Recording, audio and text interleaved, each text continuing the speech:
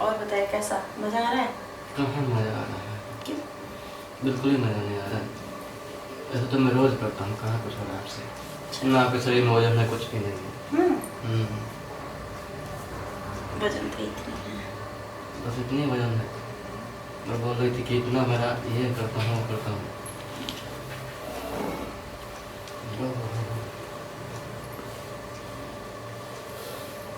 कुछ नहीं हो रहा आपसे।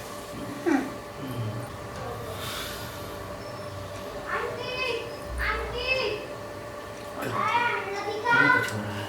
कुछ नहीं हो रहा। क्यों? पता नहीं। हमें देख करके भी आपको कुछ नहीं हो रहा। कहाँ कुछ हो रहा है? कुछ नहीं कहते थे। कुछ नहीं कहते थे। खाते तो हैं, खाएंगे तो शरीर इतना है, तभी तो आपका वजन सही हुए हैं। उसको कुछ नहीं हो रहा। क्यों? पता नहीं, आपको तो कुछ फील ही नहीं आ रहा मुझे।